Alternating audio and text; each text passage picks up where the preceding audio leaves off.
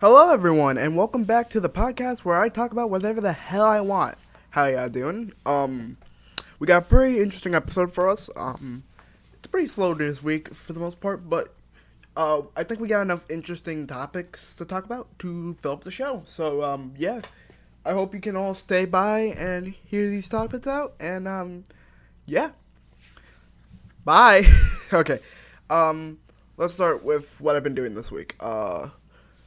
Nothing much, really. I finished Tears of the Kingdom, finally. I finally clocked in, I think, around, 90 hours with the main story, overall. Really, really good game. I love that game to death. The fact that this game is better than Breath of the Wild in every way says a lot, because, Breath of the Wild, we've all really I think all of us have probably already played and loved it. And if you haven't played Breath of the Wild, go do that. What are you doing, buddy? Yeah, Tears of the Kingdom was just really good. I just really enjoyed it. I love, all the new features that they added. Fusing was definitely probably one of my favorite features that they added. Mainly because, I made some pretty OP weapons out of that. And, ooh, that felt very good. That felt very, very good. And not only that, I think it's pretty funny, because my dad's still playing it. I think it's pretty funny every time, every time I see him playing it, he's just doing something wrong, and I'm like, Dad, what are you doing? Dad, no, don't do that! Don't do that, Dad, no! Dad, don't do that, no! That was pretty funny, and, yeah, the final fight with Ganon, without getting into spoilers, oh my god, that's, one of the hardest fights I think I've done in Zelda. That fight beat me to death so many fucking times that it just, it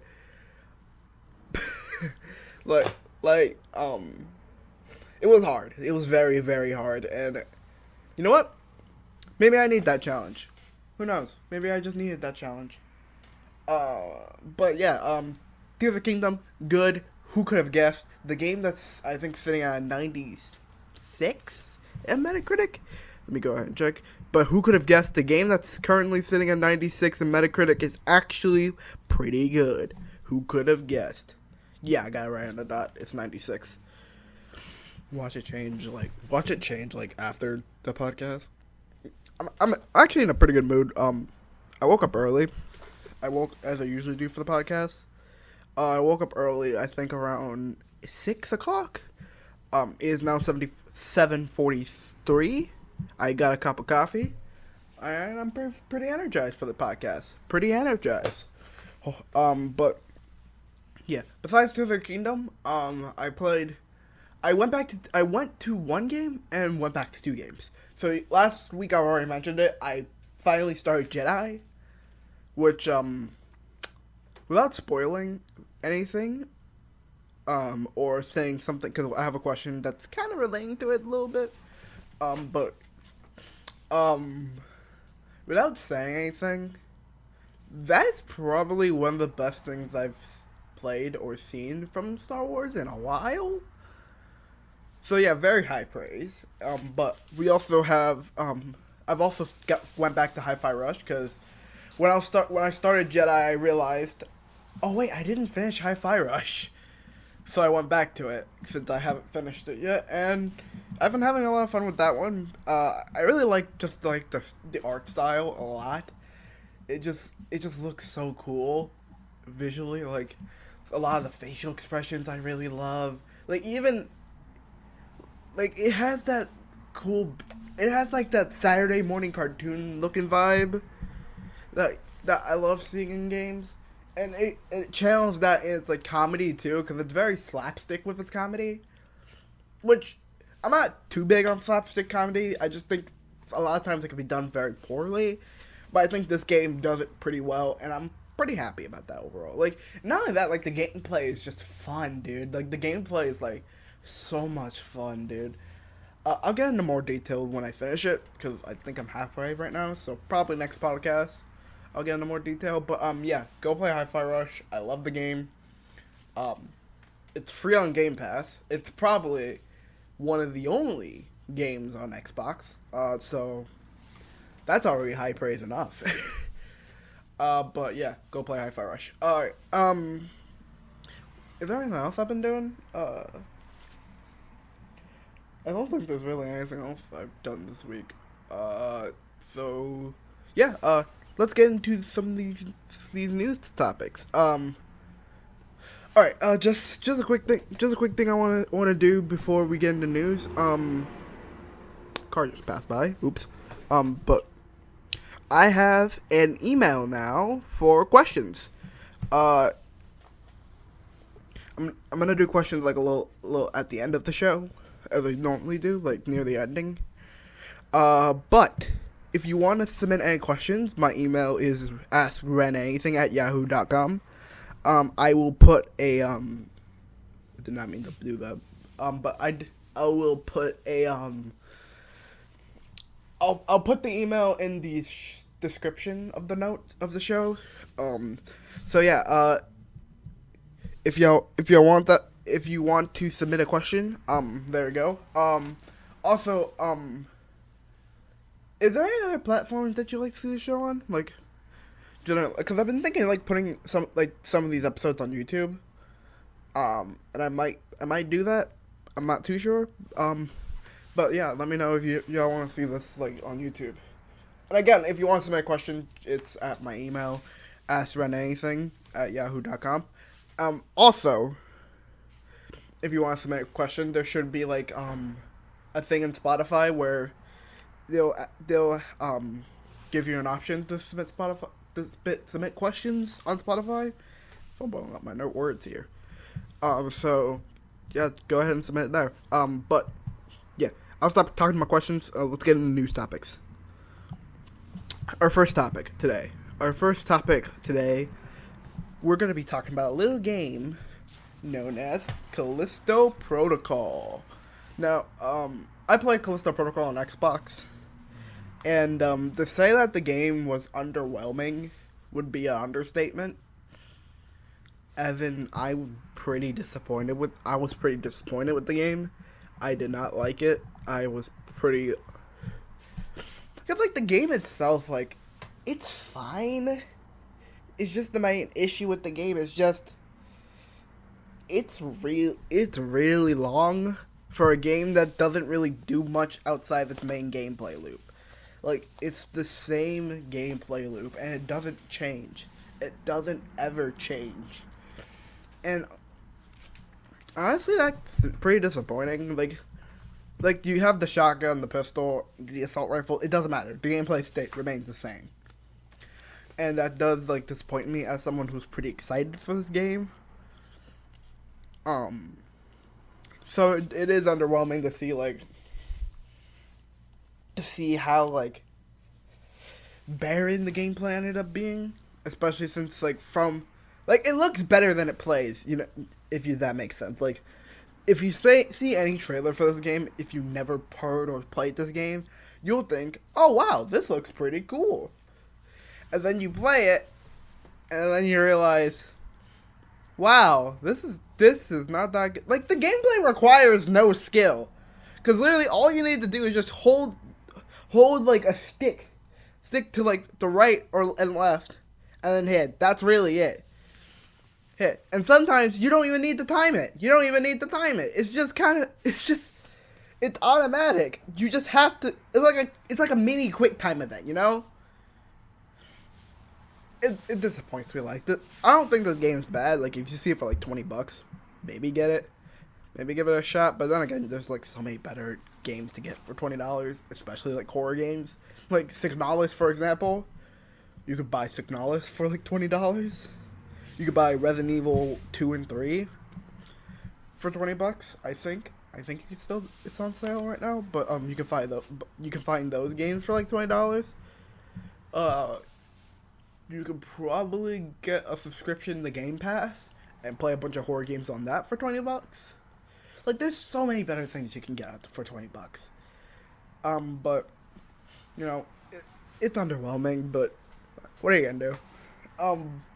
But the reason why I'm talking about Callisto Protocol today, is because they have recently released DLC, which I bought the game on Xbox, so I couldn't play it because it came out on Xbox first, on PlayStation first.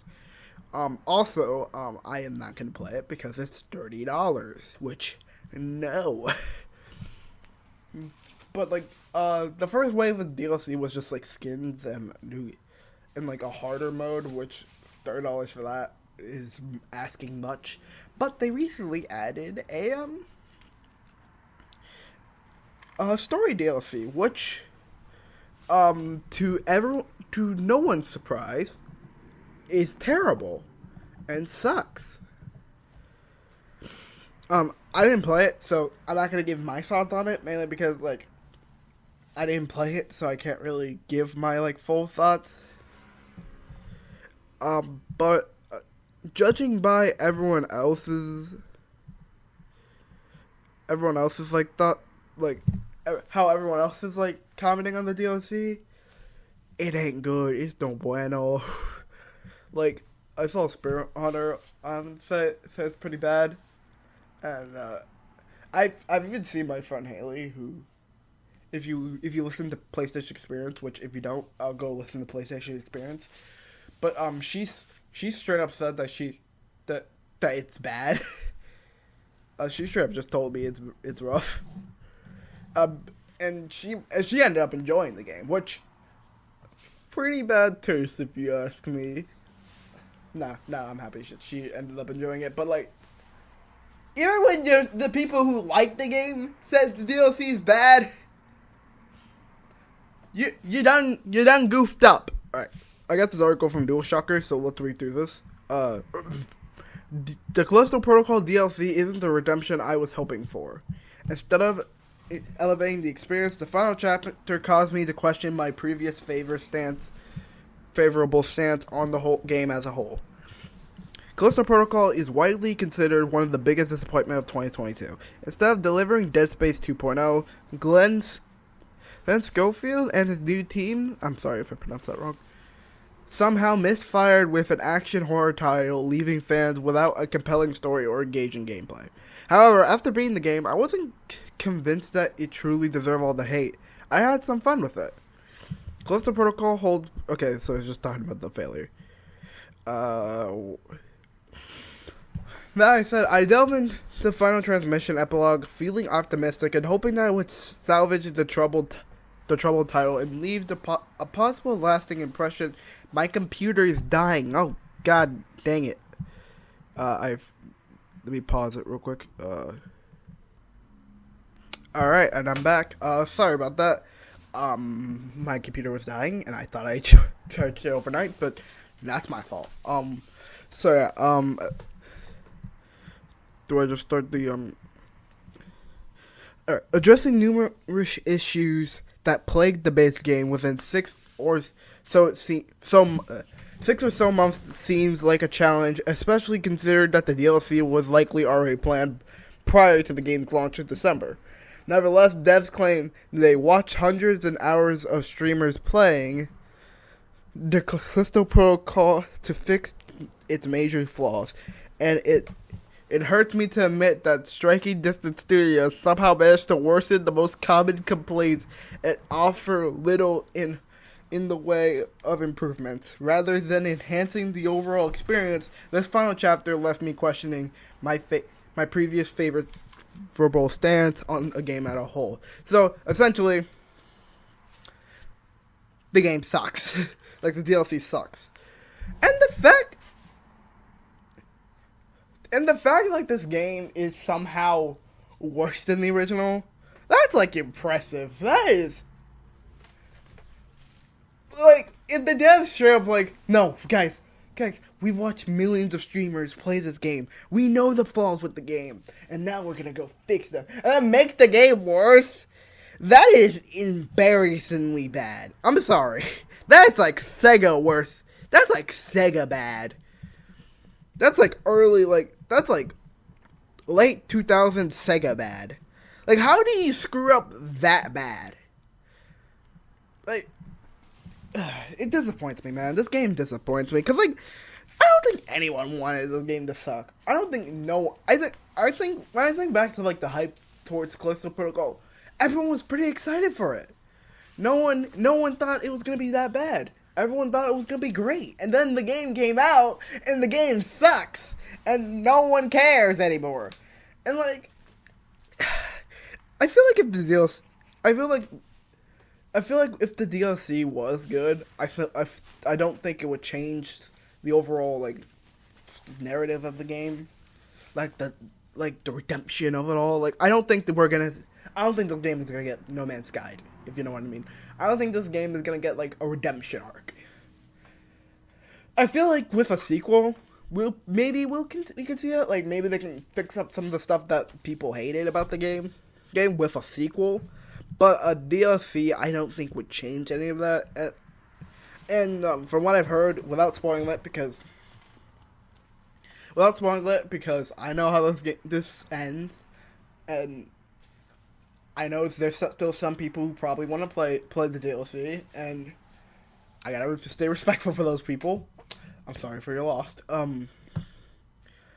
This game definitely seems like it won't be getting a sequel. Or at the very least, the studio just wants to move on from it. Which, it blows. It blows that like that, but you know what? It's probably better for the game, honestly. It's probably better for them to move on. And again, I don't want this game to be like known as like a colossal disappointment, but that's just the narrative you've written down for, you know? If you don't put enough effort into like the main experience, and then when it's too late, now you want to put in the effort, buddy, it's not going to work out. Like, you're not going to get a No Man's Sky situation. Like, we're starting to see even, like, that redemption for Cyberpunk, but that takes, like, 3 years worth of redemption at this point. Like, 3 years. I don't think Callisto Protocol is going to get that same redemption, you know? And it sucks. It really does. And it sucks that this DLC sucks. But it really, what can we really do, you know? We just really hope that the studio can make a better game next time. You know, take more time with the game, and better yet, trying to find the flaws what you did with the original game, and try to make something new out of it, or at the very least make a sequel that's, you know, just is better, you know, better gameplay, better design, just better in general, you know. It sucks, but what can you really do? Alright, this next topic I want to talk about. Suicide Squad Isekai is a brand new anime that's coming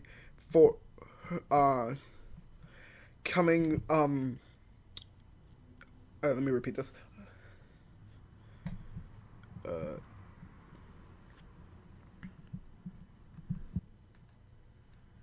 Alright, let's talk about this next thing. I forgot to even include my sound effects. But let's talk about Suicide Squad Isekai. I think that's how you pronounce it. There's a brand new Suicide Squad anime coming out. I don't know if it's gonna be a part of like the whole James Gunn thing. At this point, I don't think anyone can really talk about that. But there's a brand new Suicide Squad anime coming out from apparently the studio who made Attack on Titan, which is pretty interesting. Let's talk about like the trailer first. I don't know where that came from. They didn't really show much with the trailer, besides like how it's gonna look, how it's all gonna look, and like the designs for Joker and Harley Quinn, which you know, I think like both designs are like really good designs for the most part. Like I especially love how like Harley Quinn looks. Like, I think anime does a good job, and like that's my dad opening up work. I think like anime does a good job of like making characters look deranged. Like a lot of Japanese like studios does a good job like that. Like I think back to like the facial expressions on Akechi in Persona 5 Royal. I think back to Toga from My Hero.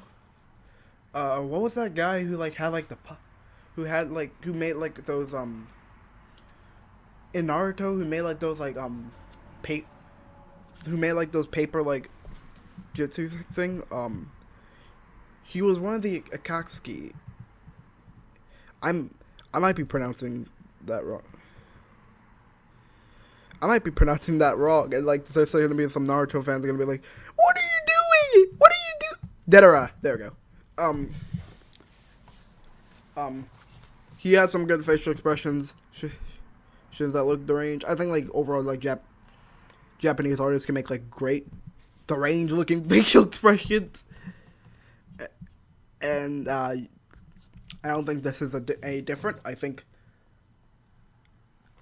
this is a really complicated way of saying I really like the facial expressions of Harley Quinn. When in particular, I think Joker looks cool as well. Like, I like how he's designed very much. I think the animation also looks like stunning. Like visually, it looks really nice. Like I love the light. I love the lighting. I love everything. It just looks so cool, dude. We haven't really seen much in terms of story. I don't know if they reveal a synopsis for it. Like we see a dragon. There's a dragon and like some monster looking things in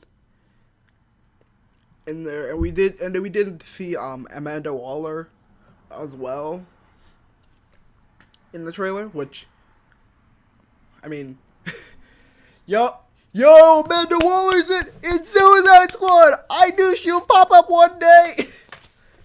Like, who's actually surprised about? Like, I think overall the announcement trailer looked cool, but I'm more excited on how the show's gonna look rather than like what the show's gonna be. Because like, again, we don't know what the show's gonna be. Like, they can show us like a fucking mushroom, and I still think people will be like, "Oh my god, we're getting a Suicide Squad anime! Oh my god!" But let's read this Polygon article and see if it tells us a little bit more. And it's barely anything. I'm sorry. All right, what could be more twisted than Suicide Squad? How about a Suicide Squad anime? Not enough. How about a Suicide Squad anime by Wit Studio, the Mecha I'm sorry, I'm ruining things here. The Mecha legend that made Attack on Titan a hit. I hate Polygon. Suicide Squad will bring Wit's signature pencha. This just shows I need to read more. For making the unpleasant look cool as hell to DC's Macri band of criminals, giving Joker, Harley Quinn, and other anime makeovers. Plot details are scanned, but the Isekai title does suggest that it suggests some kind of portal. Oh yeah, it's called Isekai for a reason. Yo, is Harley Quinn getting Isekai'd? It's like the Suicide Squad gang. It's like, correct me if I'm wrong, isn't that like a phrase that people use for like anime where I died and I gotta get out of this portal. I gotta get out of this new world. Actually, no, that name actually makes more sense. Like, that trailer makes a lot more sense now. Hold up, that's actually a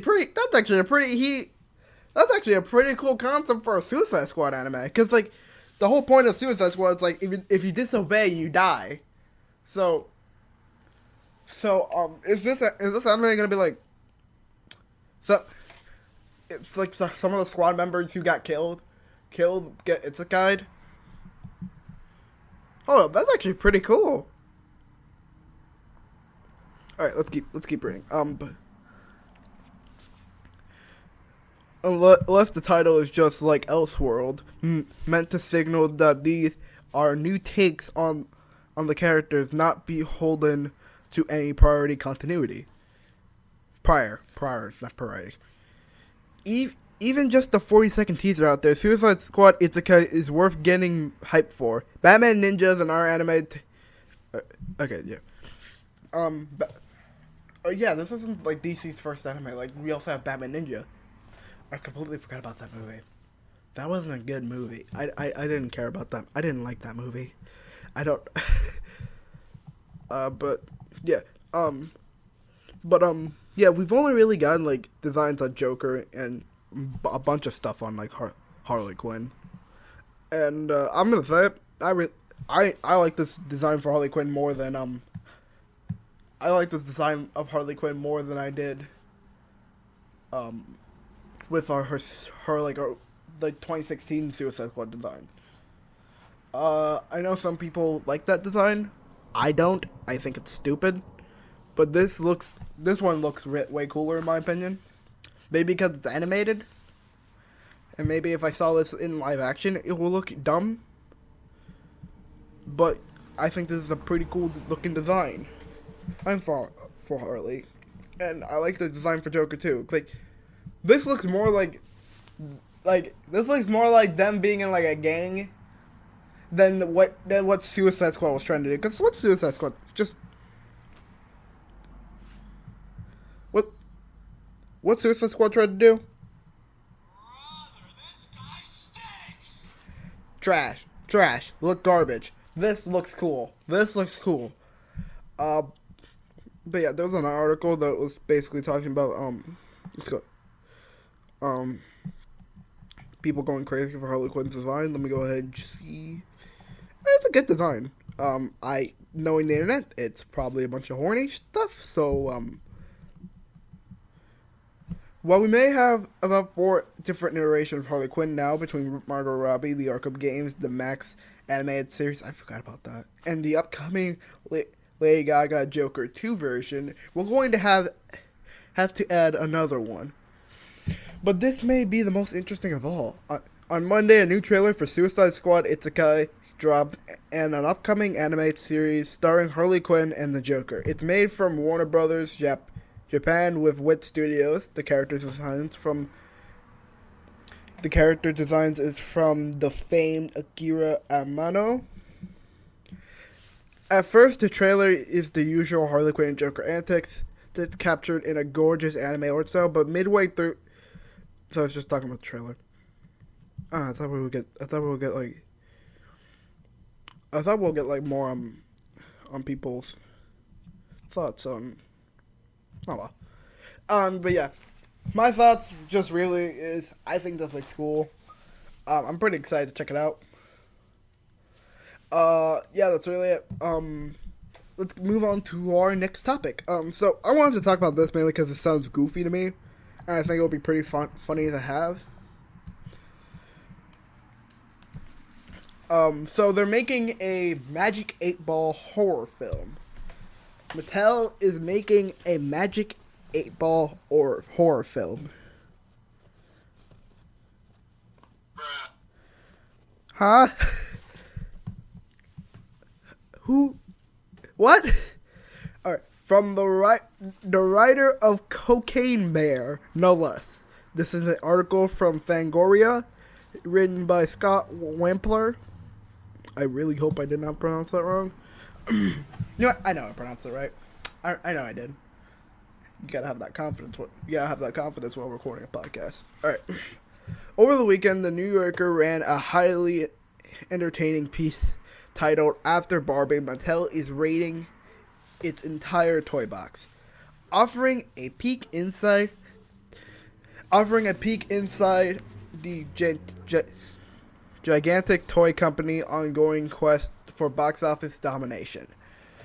The piece largely focuses on the production of Greta Gerwig's 4th upcoming Barbie, but also sheds a bit of light on Mattel's plans going forward. Believe it or not, those plans call for a horror comedy based on the company's Magic 8 Ball toy. And again, to clarify, this is going to be made by the writers of Cocaine Bear. You know, that movie with like the bear sniffing cocaine and going on a murderous rampage? Yep, we're getting another one for the Magic 8 Ball.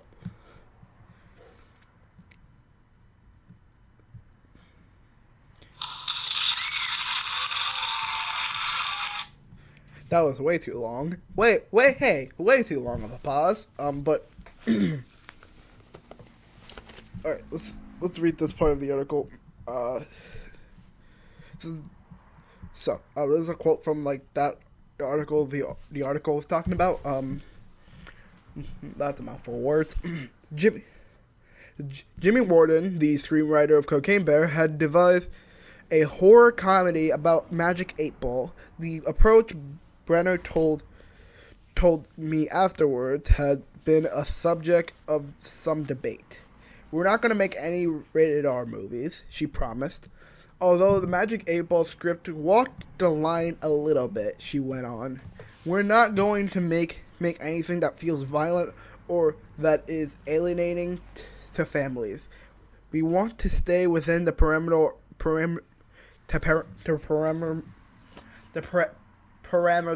What if this entire podcast is just me pronouncing things? Like, what is that? Parameter? Oh, that's like, anyways, we want to stay in the parameter of what Mattel is. Well, so at least I know their audience. Like, but like a Magic 8 Ball film? Y'all think that's gonna do good? I don't know. I'm not judging because personally, now this is my most anticipated film. Because like a Magic 8 Ball film, a horror-based comedy, that's like insane. But like, I want to ask the question: if you want to stay within the, how are you gonna do that though? Like, how are you gonna make like a horror film based off the Magic 8 Ball, and still somehow not make it rated R? Like, that's interesting. So are you guys just not gonna so does that mean like you're not gonna show any blood or is killing? Like, that's interesting. I don't know. I'm pretty interested to see how this movie turns out. But like with the Cocaine Bear screenwriter, anything's possible. Anything is possible. It's pretty interesting. It's pretty interesting to see, like, this man made Cocaine Bear, and now is getting a deal with Mattel to make this goofy horror movie, and that is interesting to me. Yeah, I really don't have much more to say. It writes itself. That's funny. If I could add anything, it would be. Alright, next one. Alright, I think this is the last topic we got today. No, we got one more after this, but, let's talk about this. So, there's been some beef on the internet. Probably one of the goofiest beats I've seen in a while. Mark Zuckerberg versus Elon Musk. Let's talk about this. So if you didn't know, there's apparently was supposed to be a boxing match of Mark Zuckerberg and Elon Musk. I'm not reading that. Okay, never mind. I was going to read an article, but they're locking me from reading it. So you know what? Hey, if you want me to read the article, how about you don't make me pay for it? But there's supposed to be like this boxing match between Mark Zuckerberg and Elon Musk. Which I don't understand. Like, it's supposed to. It's supposed to be like, yeah, we got beef, but it's supposed to be like this, like, oh yeah, we got beef with each other. Yeah, we hate each other, but like, what it feels like to me, at the very least, it feels like they're trying to like distract from the fact that both websites are currently going, they're not doing so hot.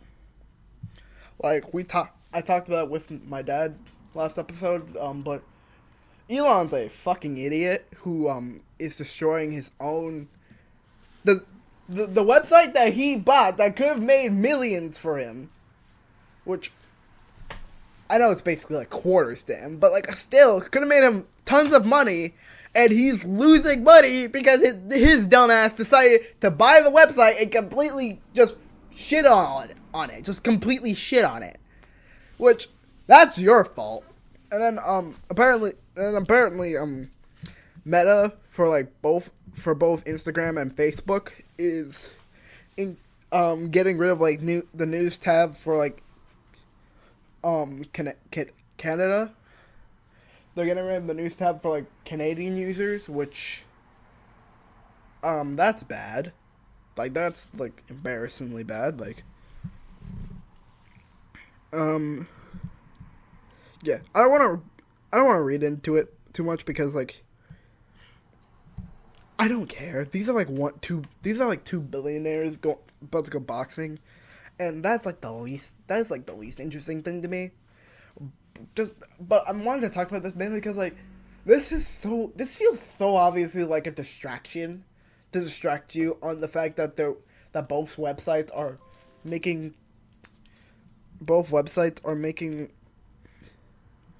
some of the worst decisions known to man. And I mean it seems like these two hate each other. It's no secret that Mark Zuckerberg doesn't like Twitter. And it's no secret that Elon doesn't like Mark Zuckerberg. And maybe seeing them in the ring, maybe kind of funny to see. Maybe kind of funny to see him, but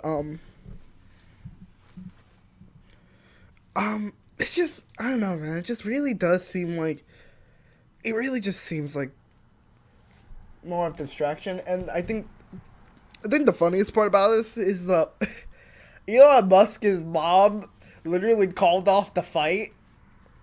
Let me see if I can find the tweets. Hold up.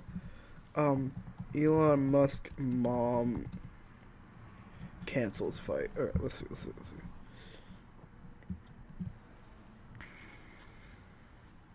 Let's see.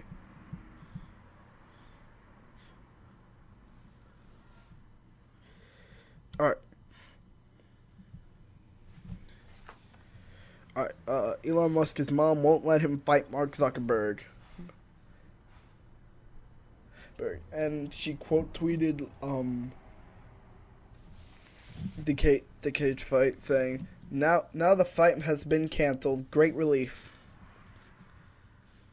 And I'm trying to see if I can find the other tweet where she gave the most mom response.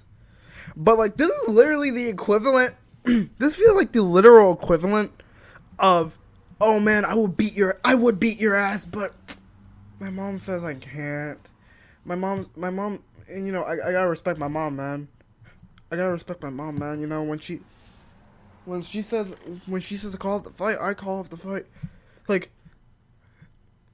How much you want to bet Elon was just Mom, please, I'm begging you, call off the fight, please.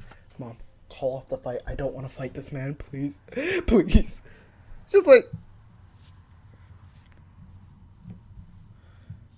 nigga? Wasn't it Elon who instigated this fight now I think about it? Wasn't it Elon who instigated this fight, who wanted this fight to happen? And now my guy is literally just his mom is the one who calls it off. That's stupid to me. It's funny. That's comedy. It writes itself. I literally do a stand-up, show this entire situation, and then everyone will start crying laughing. Everyone will just be it's just you're right, Cardi. What? It's ridiculous. Again, who cares if they really end up fighting or not? Because it's real. Again, this fight feels like it's there just to distract distract everyone from the fact that both platforms are going to shit right now. And if that is the case, that's a really shitty thing to do. Instead of, fixing your platform. But, like, the fact that his mom's the one to call off the fight, it's funny. But I think it's even funnier to think, like, who would win that fight? Who would win that fight? And you know what? I'm gonna say Mark Zuckerberg. Because, I'm not a fan of this man. He acts like a robot. Man acts like an android. Like, if you blow his face off with, like, a shotgun, instead of blood, you'll see, like, his robot remains like he's the fucking Terminator. I 100% believe that. But, the fact that Elon basically ran away from this fight, like, the fact that Elon basically just, like, got up and just went to his mom, that's what it feels like to me, at least. At least, I don't know if that's true, but the fact that his mom's the one to cancel it just tells me that Elon's a coward. And not only that, like, Elon's just, we talked about this last episode, Elon's an idiot. Elon's so much of a coward that instead of, like, manning up and just literally saying, look, I messed up Twitter, I'm gonna step down, my man literally just continues to crap on Twitter. And that's so funny to me. But yeah, I think Mark will win if they were gonna get in a fight. I don't think Mark will win by much. Half of me kind of hopes this fight still happens, because it will honestly be kind of funny to see them fight. But it probably isn't. I hit my mic, my bad. But it probably isn't, and more likely or not, it's probably gonna be like just more of just. I just don't think it's gonna happen. That's really it. I don't really have much more to say on that, except it's not gonna happen. It's not.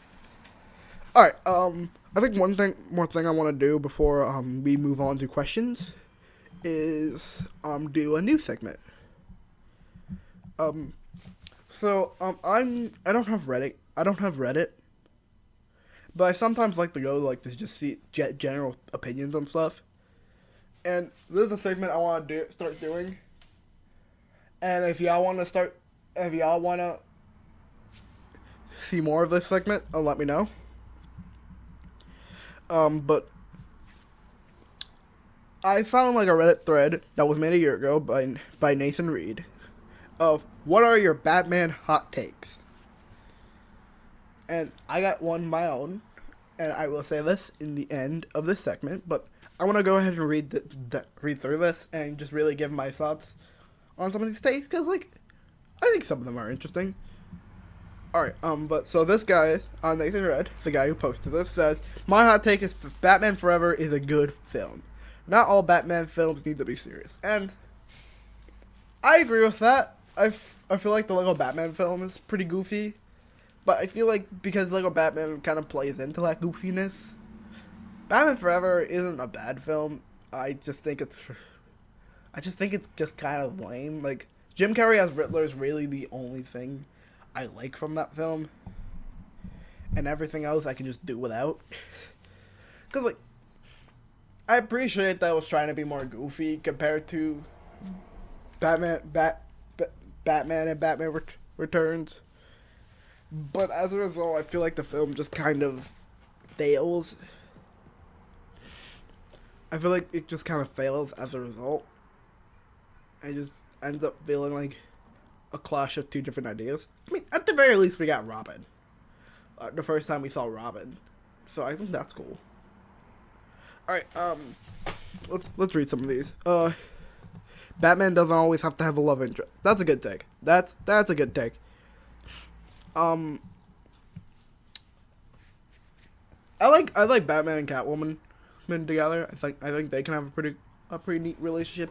But I do always like the Batman stories that are more like focused on Batman rather than like, ooh, what's Batman's love like? Because like every superhero movie has like a fucking love interest now, and like it doesn't. Sometimes it can be cute, but sometimes you just don't need it. You know, like you don't need a love interest in every superhero flick. You know. All right, Joker has been overdone at this point. I think we should leave him out of at least 4 movies, preferably 5 or 6. And I want to see Batman's other villains because they're all phenomenal characters. Okay, I would love to see Matt Reeves' take on Joker, but I do agree with this guy. I think Joker is kind of an overplayed villain at this point. Because, like, look at Spider-Man. Like, Spider-Man has, at the very least, used its rogue gallery. Like, the character that they use the most is Green Goblin. But at the very least, they've used their rogue gallery. Like, now we even got the Spot getting some, pun unintentionally, the Spot is getting spotlight. I did not mean to make that pun, but you know what?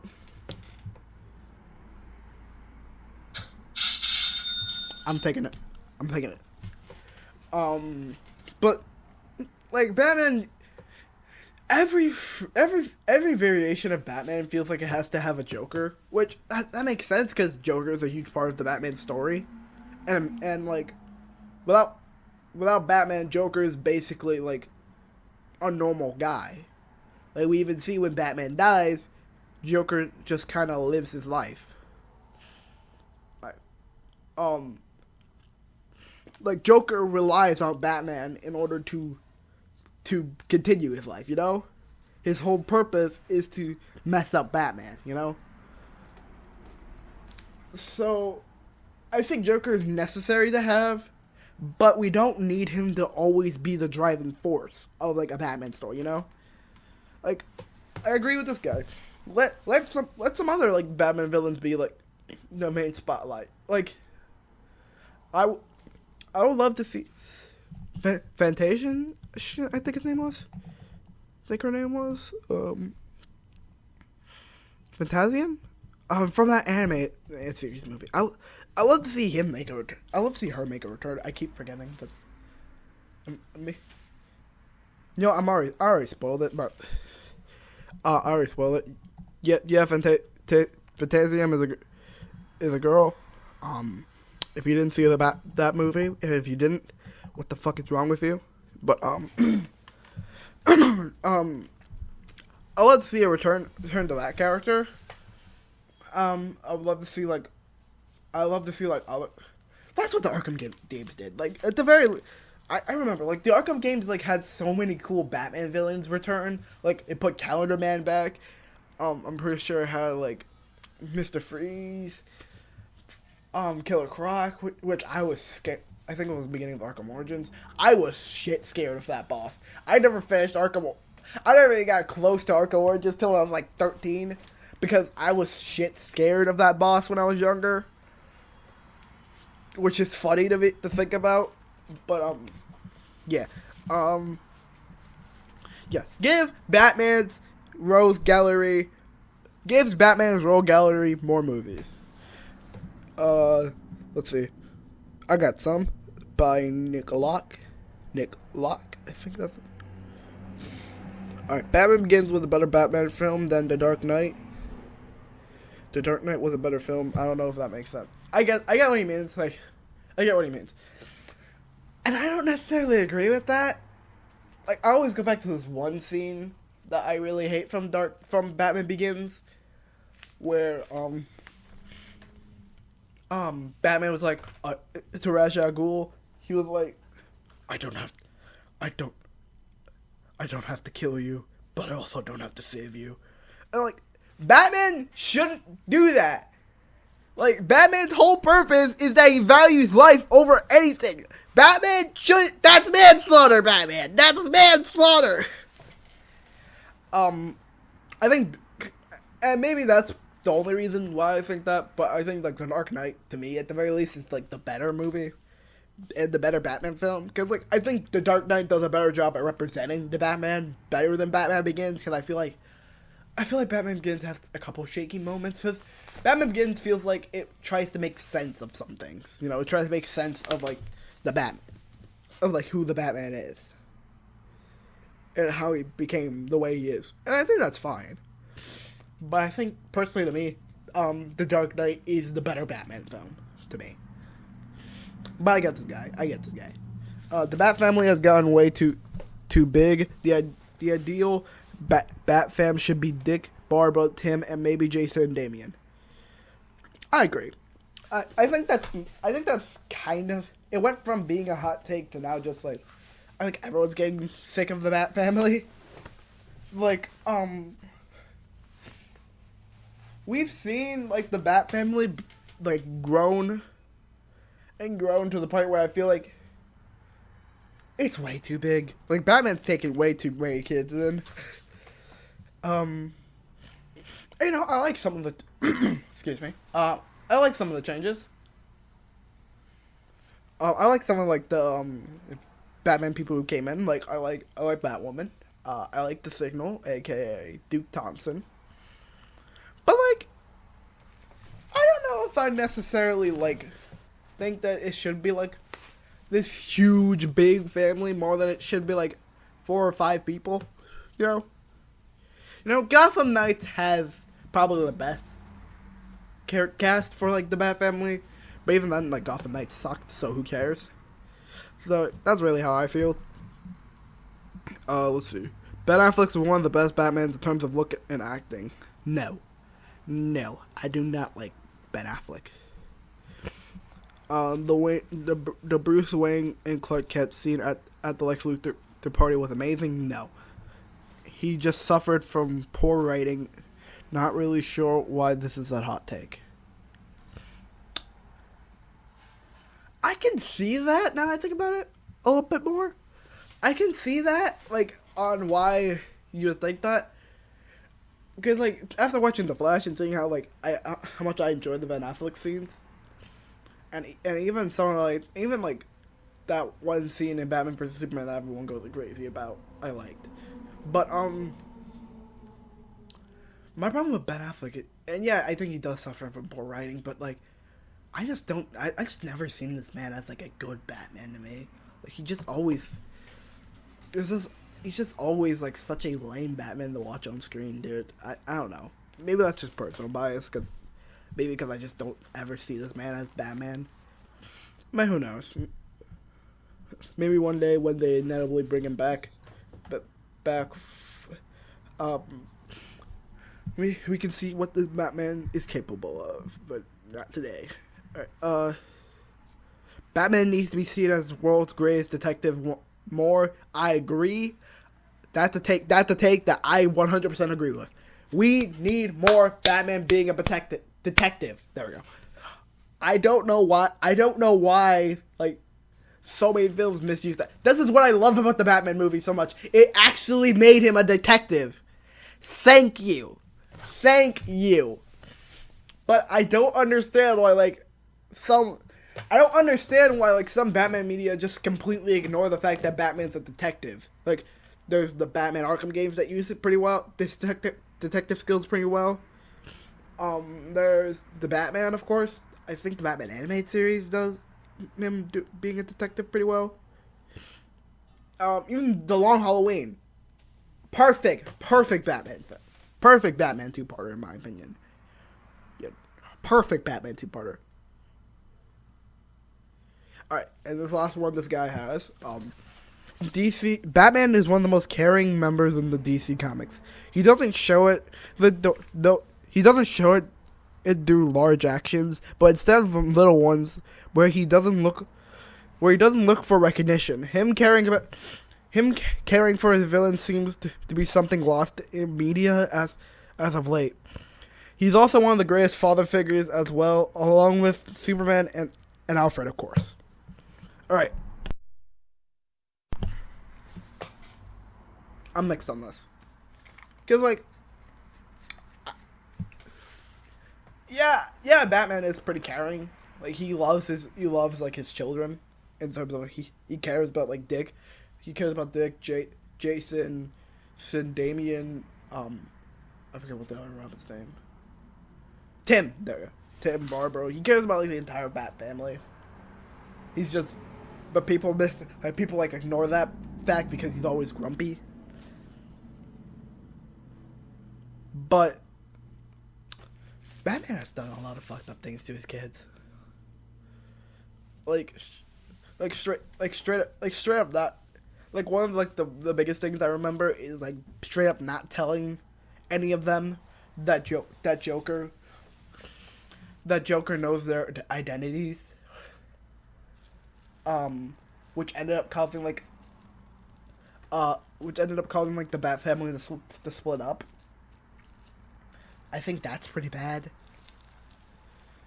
And like not only that, like even if he is caring, Batman sometimes let his own thoughts get the best of him, because he always does what he thinks is best for everyone, because he values life so much that he always tries to think like, how can this affect everyone? That's why he has like these plans on how to take down like all of the Justice League, like just in case any of them decides to go rogue one day. And that's what starts the Tower of Babel. And by the way, there's this funny podcast that my dad is in who plays Green Lantern, where he's Green Lantern, that you should check out, called Justice League Mortal. Shameless plug, but gotta support the family. Yeah. But let's keep going. Let's keep going of seeing some more of these Batman takes. Penguin is a top tier villain. I don't know if I agree with that. Arkham City is super overrated in my opinion. It has the worst story of any of the Arkham games. Still love it though. I don't agree with that. I think Arkham Knight has a worse story. I think Arkham City has some flaws, but I think Arkham Knight has a worse story. But let's keep reading. It's okay for Batman to have a sense of humor and lighten up a bit. No, I don't want him quipping like Spider-Man, but I love how he can still get a good joke in it. Batman the Animated Series. Yeah, I read that wrong. My bad. But I agree with that. Again, like, people usually when they see Batman, they're usually like, oh, he's always grumpy and upset. But, like, he can be a goofball sometimes. Like, I think everyone could be a little goofy. And I think, like, sometimes Batman's a little goofy. And that's fine. And then he should be goofy. Of course, not all the time, like Spider-Man. But, like, let him make, like, a little joke. Alright, let's do two more. Let's do three more. Let's see.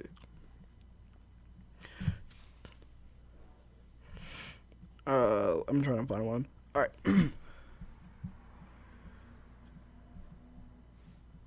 Alright. Dick Grayson does not see Bruce Wayne as a father figure, see him more as an older brother. I disagree. I disagree a bit because I feel like we always, every time we get like a great a Nightwing story, we always see like, we always see Nightwing trying to like not outperform his father more than just try to not be like, oh, you're Batman's kid, you know. He's trying to be more than that, you know. But we do see times where Grayson comes to Batman to ask for advice, and you know, like a father figure, and Batman also like it seems like Batman also sees like a lot of the Robins as like, he sees a lot of the Robins as his kids, so it would be pretty. So I personally would think that, like, Grayson would see Batman as his, like, father figure, but that's just me, you know? The Long Halloween doesn't hold up. It's carried by its artwork. It pays too much homage to the Godfather, to the point where it's almost plagiarized some of the dialogue and themes. The mystery plot is nonsensical when it's analyzed with more scrutiny. big disagree. I love The Long Halloween. Not only is a great comic run, but it's also a fantastic. I think it's a fantastic movie that you should go see, that you should watch on HBO Max. It's a great two-parter. But I can see that. I haven't seen Godfather, so maybe it is like a blatant copy of The Godfather. But I think personally, I think it could stand on its own. Personally, I think it's a good story. Like, I personally think it's a great story. That that not only has great art, like he said, not only has great artwork to like, I guess, enhance the story, but also it's probably like one of like the biggest like examples of why Batman should be a detective. So yeah. De-aging Barbara Gordon so she could be romantically involved with Dick Grayson was wrong, and more people should call that out. I don't... Did they ever de-age Barbara? Hold up. Did they de... Barbara... Gordon. By the 90s, it seems like she was de-aged by making herself... By the 90s, it seemed like she was de-aged, making her seem more in line with Dick Grayson's age. Okay, so they did de-age her. Let's see. But was it like the time? What? Let me see. Was it when they like reinvented her as Batgirl? Oh, 1961. All right, Batgirl's first appearance. Here we go. 1967. Okay, so it's like it will be 5 more years before Batgirl would even exist. Okay.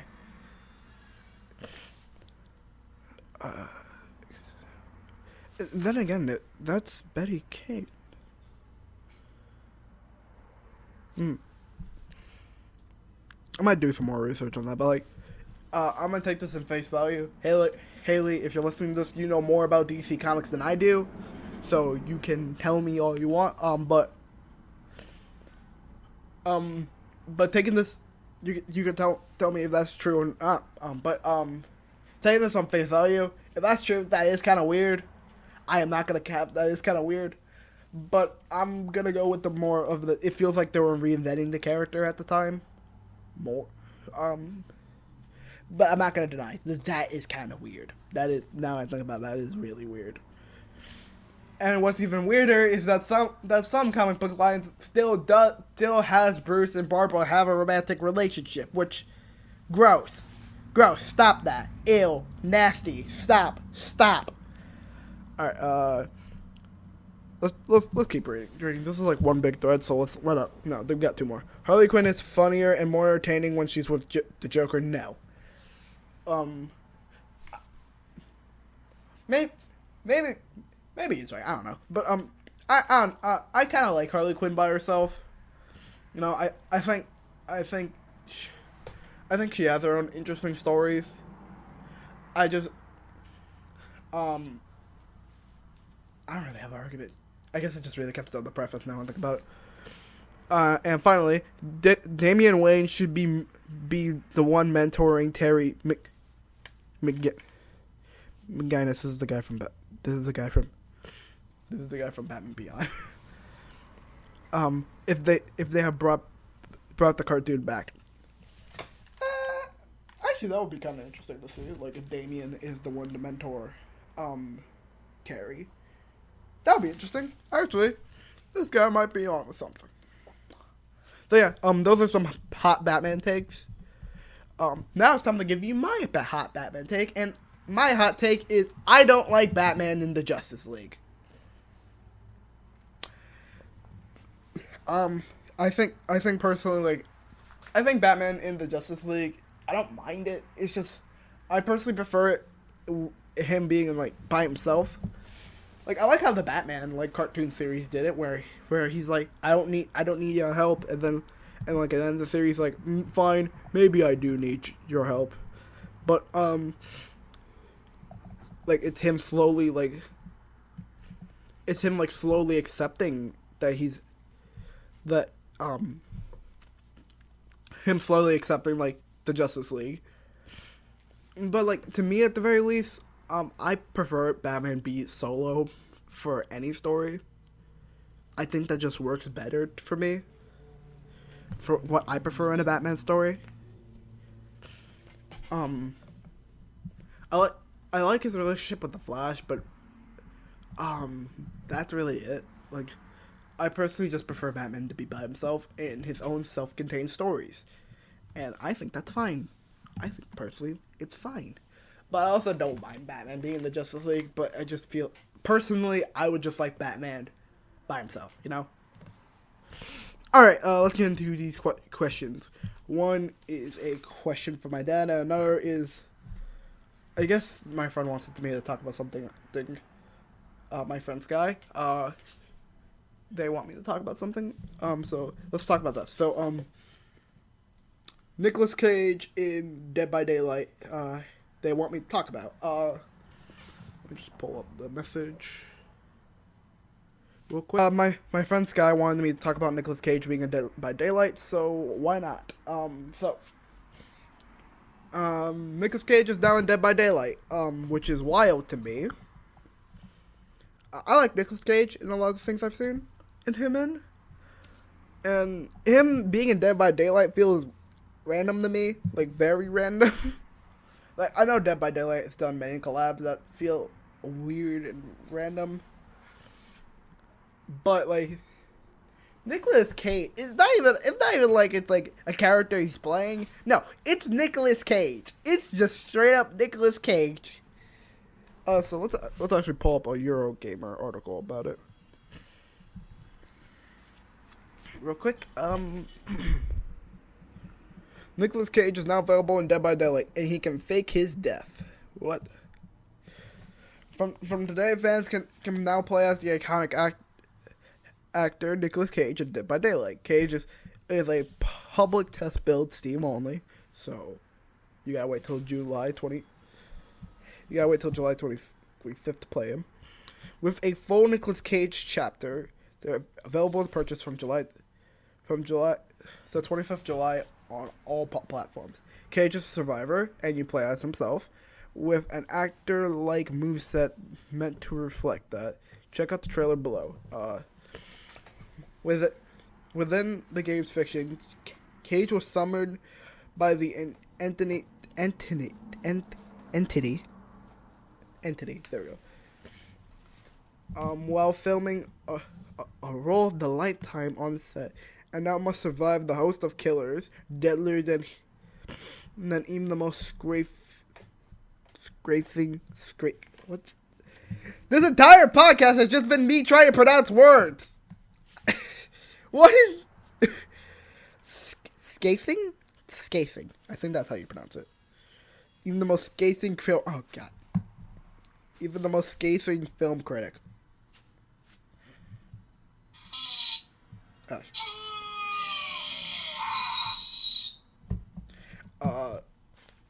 Mr. Cage recorded all his voice lines and was very involved every step of the way. His dedication to his craft and professionalism is unmatched. We feel very privileged to have him. And to all our players, you're in for a treat. That's kind of cool. Like, Nicolas Cage is just like, yo, I'm gonna make sure I'm cool as fuck in this game. So that's cool. My first thoughts, it's interesting. It's cool. He looks like Nick Cage too. Like that's a big W there. But it's weird to me. Like just playing out Nicolas Cage. It's like when Fortnite randomly added like John Cena to the game. Like, what are you doing there? That's weird. Like, of course, John Cena is way more popular than Nicolas Cage. I think. I like to think. But like Nicolas Cage being a Dead by Daylight just feels so weird to me. But you know, it's cool. I think it's cool. I have Dead by Daylight. I bought the Resident Evil DLC, and I still haven't played it, so that's pretty cool. But anyways, next, final question. From my good father. What franchise that you love the first part of, but it... I might write this question wrong, but essentially he asked, what franchise that I love that one movie or one part of it ruined it for me. I got a couple, and I'm specifically gonna name two out, and these two are probably basic answers, but it's very personal to me. This is where I bring back Survivor and say Star Wars, and I think it's multiple parts. So hot take, very hot take that I'm sure no one has stated before. It made 50-hour video essays on. The new trilogy kinda sucks. I'm someone who really likes Episode 7. I think Episode 7's a great blueprint. Episode 8 was kind of, and then Episode 9 is just straight up dog shit. I do not like Episode 9. I think it's bad. I think it's trash. But, that didn't ruin Star Wars for me, more than it just made me like, oh man, that sucks.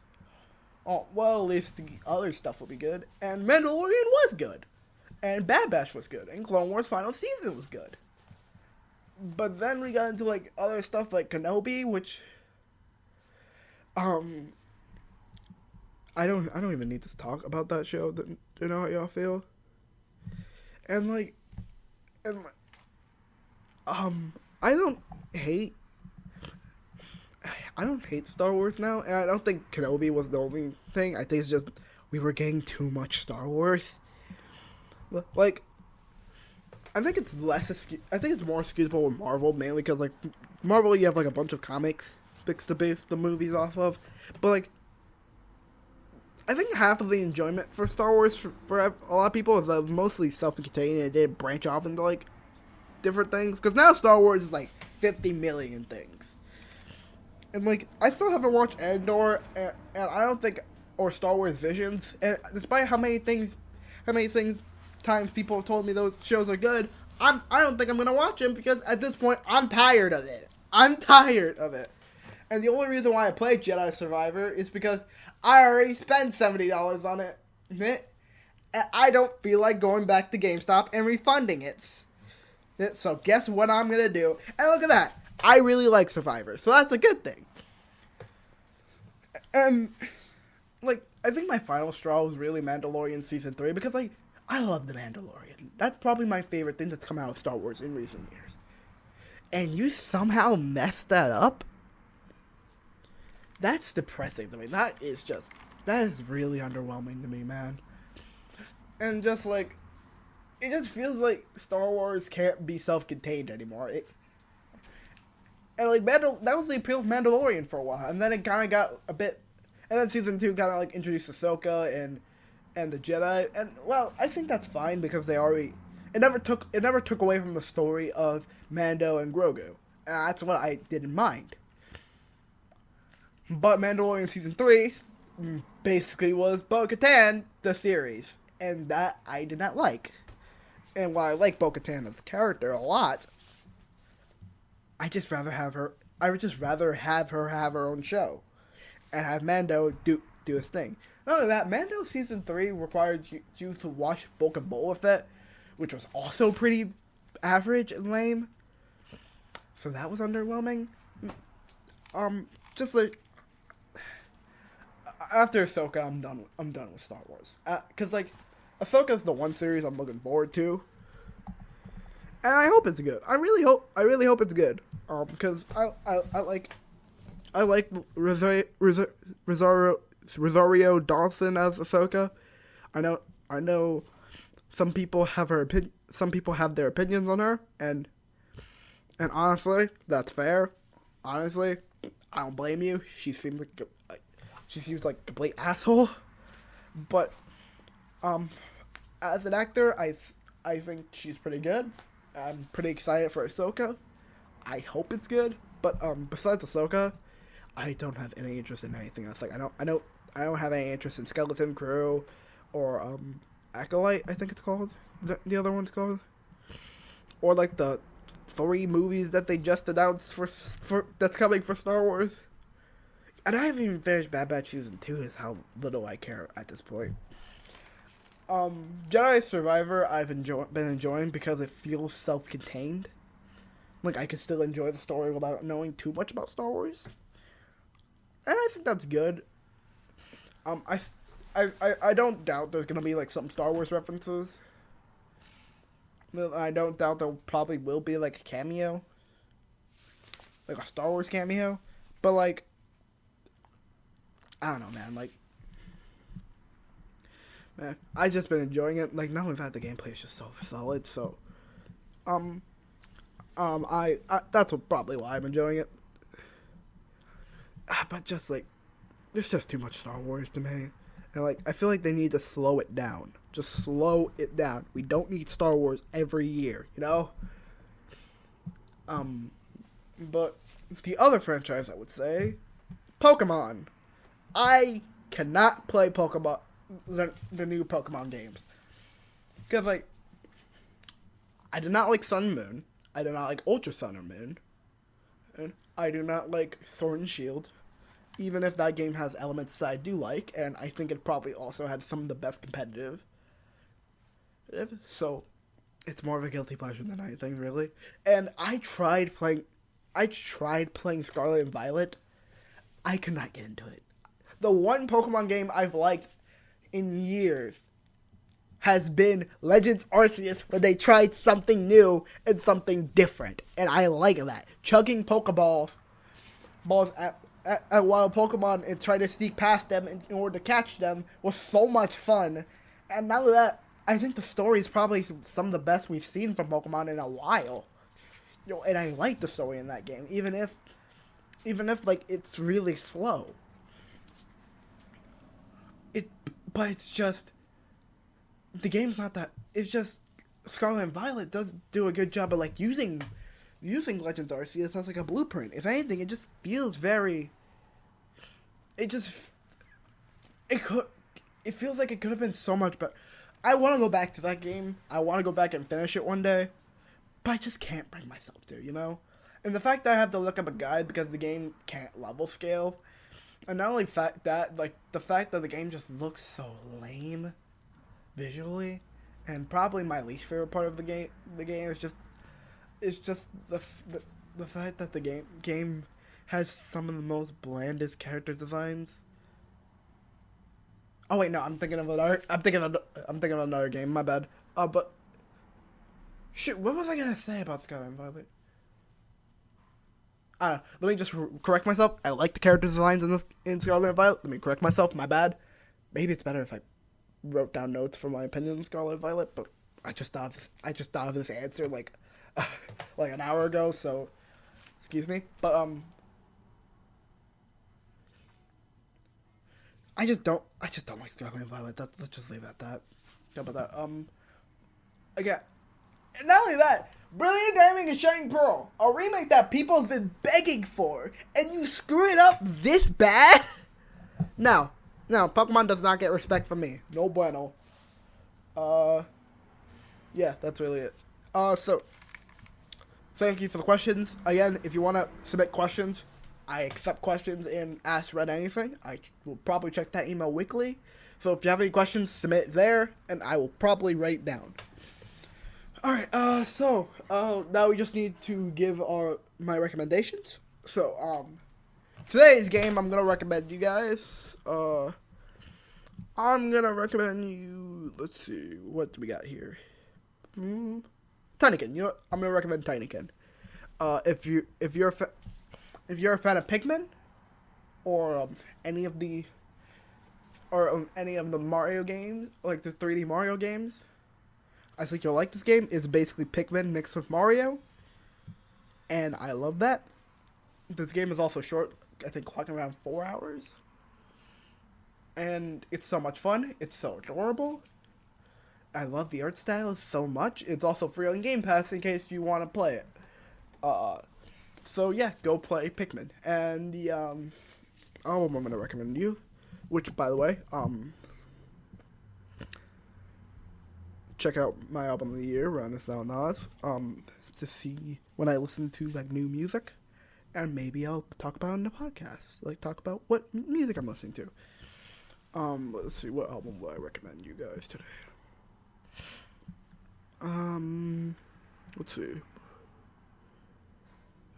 SOS by Za. I really like that record. I love it a lot.